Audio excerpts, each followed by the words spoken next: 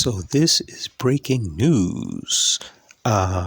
This may not appeal to a lot of the hardcore WWE fans. You may not care, but I care. WWE is going to allow Shayna Baysler to be at Bloodsport, Josh Barnett's Bloodsport. Josh Barnett's Bloodsport takes place every WrestleMania weekend. Josh Barnett is a mentor of Shayna Baysler's, and this is phenomenal. And they are reporting that other wrestlers may be involved as well. I know that Karrion Kross, he's I think done like maybe 2 of those. Johnny Drip Drip showed up last year. I completely love Bloodsport. I love WrestleMania weekend. I'm one of those people. I'm watching all those events that weekend that lead up to WrestleMania. This is super dope, especially if she does not get injured. I'm not sure if they're gonna have the tag team title match for the females, but this would be super dope. As I said, it'd be also awesome if there are other people that are there. I'm just trying to think of all the people that are into mixed martial arts, because it's like a lot. It's very mixed martial arts, but very intertwined with wrestling. So you get your chain wrestlers, you get your BJJ people that are also wrestle. A lot of stuff that you see Shayna do. There are a number of other wrestlers that do that, and anyone out there that's listening, you should check out Bloodsport when you get a chance, man. I enjoy it. John Moxley usually appears there. Usually when people get indie, they go indie, they pop up there, and I'm usually surprised. But yeah, this is super dope. This is it's wow. That there are a lot of changes that are taking place because they're integrating. They're doing business. The first time they've done business with GCW. And that's Josh Barnett's Bloodsport is under the GCW window. I would love to see more of this. I would love to see. Well, actually, you know what? I'm gonna do a whole video on changes that I think would be efficient for WWE. There's a lot of things that I always speak about brainwashing. There's a lot of brainwashing that has taken place that I'm not sure that, people like Triple H and Shawn Michaels and those guys that they're aware of, because this is the reason why you'll end up seeing, like you could watch a match today and be able to call it 9 times out of 10. I remember Freddie Prinze Jr. saying that Kieran Culkin, who's the brother, no, it's not Kieran Culkin. It's actually Macaulay Culkin. Macaulay Culkin.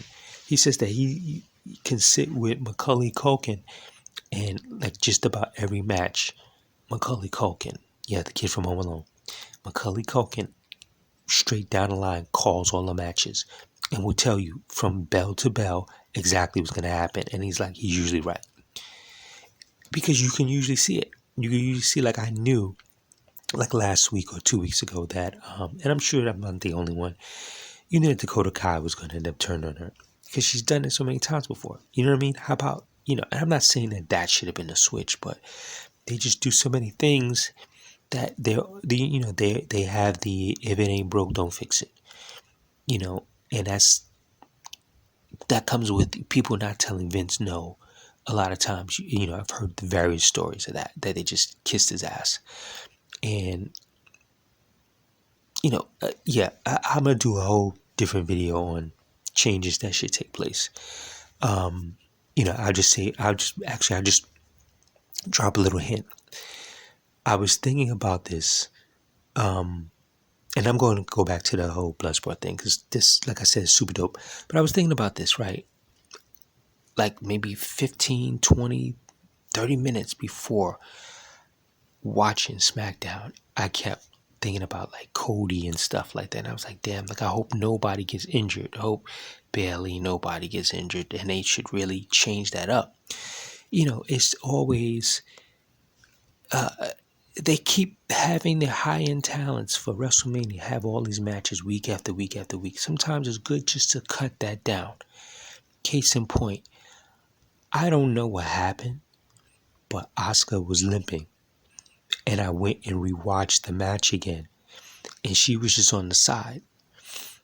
Everything seemed fine. And then all of a sudden, off camera, you see her limping.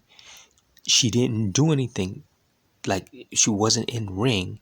She had no interaction with Bayley that caused it, but something happened. If you go back and watch, you see Oscar's on her front of her. You can tell she's hobbling in the ring, and that's what made me go back and watch it. I'm like, yo, what the hell happened? Did she do? Like, what did I miss? So it's like, damn, man, if Oscar really effed up something, guess what's gonna happen? We're not gonna get this. Now we're gonna end up getting it. We're not gonna get the women's tag match at Mania, and I don't want to go into what I think is going to happen. I just want to leave it on this subject, but we're not going to get that. Because now if she's seriously injured, because look, she was hobbling, and I thought about what happened with Mercedes. Mercedes just slipped and landed, and boom, ankle done for a while. You know what I mean? So it's just little mishaps where now this could have been in ring. She could have had a match. Could have happened on Raw. Anything could have happened where it gets to a point where, like, hey, this is where, to me, some of the brainwashing comes in of the Vince crap. I was also now, damn, I'm thinking about this further along, and I'm like, damn, like, this goes back when I'm watching the Attitude Era, right? If it's Rock in Austin, and they're gonna meet up at WrestleMania, then every week has to be Rock versus Austin. Everything's a lead up. Then Rock tag teams with such and such, and Austin tag teams with such and such, and then it all leads up. And every week it's always Rock, Austin, Rock, Austin, Rock, Austin, until WrestleMania. It kind of waters it down, But then now you think about, hey, any one of these people could get injured, right? This is what happens when, and this is a Vince thing, when you don't promote and push other people. So you're gonna have Cody, Seth, Rock, Roman, right? But imagine if you had a whole other set of people that you've pushed, and now you can just have those four guys just do promos, and maybe every 2-3 weeks they get in the ring, and after that, that's it.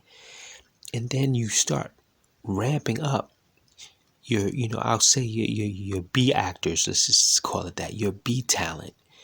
Now, and I'm not calling Randy Orton B talent, but right now he's not the main event guy, right? So now Randy Orton gets ramped up, Logan Paul gets ramped up, a couple of other people, or just, yeah, man, it's, even though that I know that they're going to Mania, and it just sounds crazy, but you don't want to have your main attraction injured.